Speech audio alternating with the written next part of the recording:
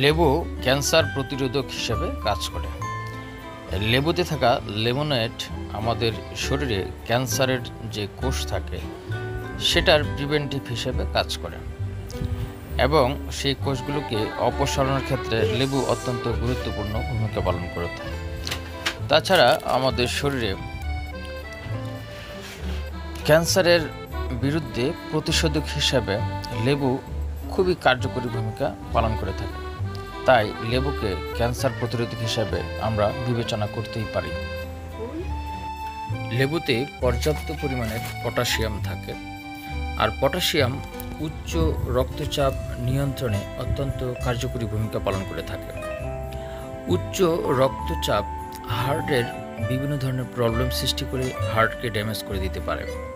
তাই আমরা বলতে পারি উচ্চ রক্তচাপ নিয়ন্ত্রণ এবং হার্টের ড্যামেজ নিয়ন্ত্রণ করার জন্য লেবু খুবই কার্যকরী হিসাবে আমাদের মানবদেহে কার্যকরী ভূমিকা পালন করে থাকে। লেবু ভিটামিন সিতে সমৃদ্ধ, তাই আমরা খাবার তালিকায় যদি নিয়মিত লেবু রাখি তাহলে আমাদের শরীরের রোগ প্রতিরোধ ক্ষমতা বৃদ্ধি সহ আমাদের শরীরের বিভিন্ন ধরনের ক্ষত কাটা যা দীর্ঘদিন যাবৎ শুকায়নি সে সকল ক্ষত কিংবা কাটা খুব সহজেই আমরা শুকিয়ে নিতে পারি কিংবা ভালো করতে পারি।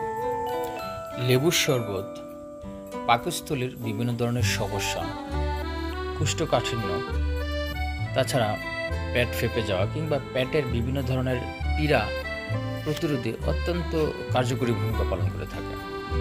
তাছাড়া যাদের বদহজম হয় তারা নিয়মিত লেবুর শরবত খেতেই পারেন। তাতে করে বদহজমের পীড়া থেকে অন্ততপক্ষে নিজেকে রেহাই দেওয়া সম্ভব। রূপচর্চায়ও লেবুর রসের অবদানের কথা কোনোভাবেই অস্বীকার করা যায় না। লেবুর রসের সাথে মধু মিশিয়ে ত্বকের কালো দাগ তুলে ফেলা যায়। তাই রূপচর্চায় লেবুর রস অত্যন্ত কার্যকরী ভূমিকা পালন করে আসছে সুদীর্ঘ কাল থেকে। হাইপারটেনশন দূর করতেও লেবুর রস অত্যন্ত কার্যকরী। তাই যদি কারো অতিরিক্ত টেনশন হয় তাহলে লেবুর রস শরবত করে আমরা খেতে পারি। তাতে করে আমাদের হাইপারটেনশন কিংবা টেনশন থেকে নিজেদেরকে মুক্ত রাখা যাবে। যদি দাঁতে ব্যথা হয়, মাড়ি ফুলে যায় কিংবা মুখে দুর্গন্ধ হয় তাহলে নিয়মিত লেবুর রস সেবন করলে এ সকল সমস্যা থেকে নিজেকে মুক্ত রাখা যায়। লেবুর উপকারের কথা শুনলাম।